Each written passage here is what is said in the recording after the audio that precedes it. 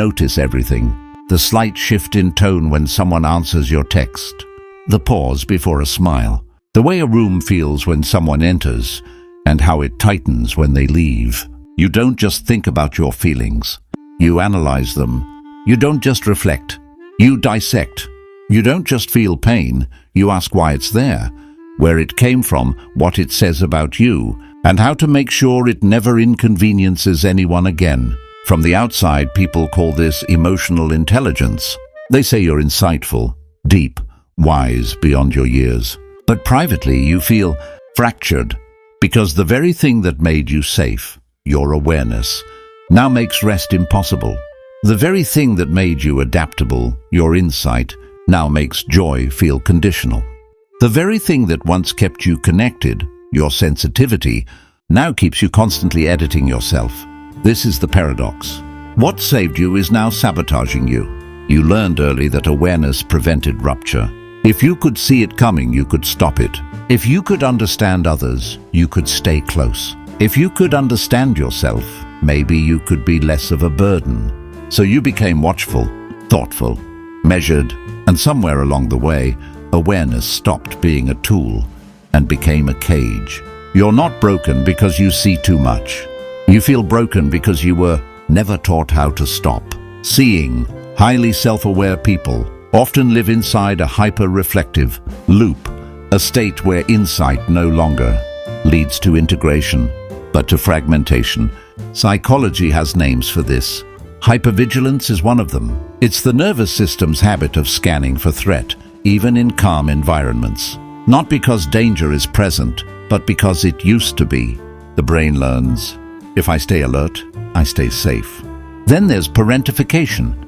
When a child becomes emotionally responsible for the atmosphere of the home, they learn to manage emotions, soothe conflict, and anticipate needs long before their nervous system is ready. Awareness becomes currency. Insight becomes survival. Add anxious or disorganized attachment, where connection feels uncertain, and the mind turns inward to monitor every interaction for signs of abandonment. Neurologically, this often overactivates the default mode network, DMN, the brain system responsible for self-referential thinking.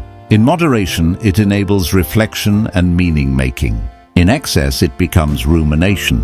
The mind turns into a surveillance camera, always pointed inward. Imagine a lighthouse built for storms, never allowed to turn off, even when the sea is calm.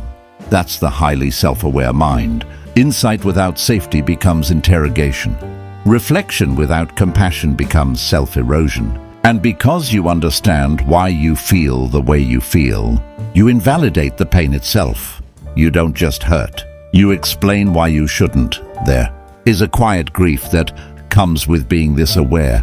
It's the grief of never arriving fully in the moment.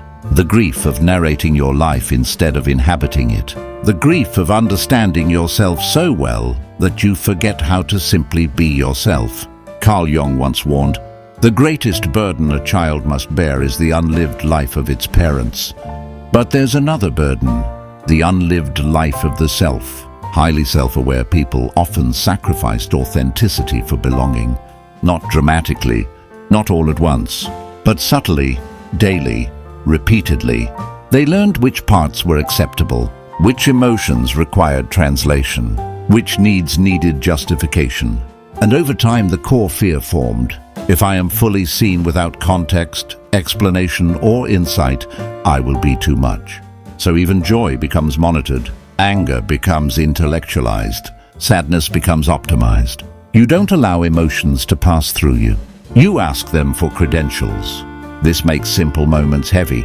Rest feels undeserved. Spontaneity feels unsafe. Presence feels irresponsible. Because somewhere deep inside you believe awareness is the price of connection. And letting go means losing love. These aren't personality traits. They are coping strategies, and they show up everywhere. You might over-explain your feelings, even when no explanation is required. Hoping clarity will prevent rejection. You become the emotional translator in relationships, understanding everyone's inner world while yours stays footnoted. You struggle with boundaries, not because you don't know them, but because enforcing them feels like emotional negligence. You second-guess decisions, replaying conversations, optimizing responses, editing your authenticity retroactively. You perform self-awareness, using insight to preempt criticism, confessing flaws before others can name them. You feel lonely even when understood, because being analyzed is not the same as being held. At work, you anticipate expectations before they're stated. In friendships, you notice shifts before they're acknowledged. In love, you feel responsible for emotional equilibrium. And internally, you carry a quiet exhaustion because you are never off duty. The unlearning begins with witnessing, not fixing, not reframing, not optimizing. Witnessing means allowing the feeling to exist without immediately turning it into a lesson. It means saying, "This hurts, and that's enough." Self-awareness must be paired with self-permission. Otherwise, insight becomes another form of self-abandonment.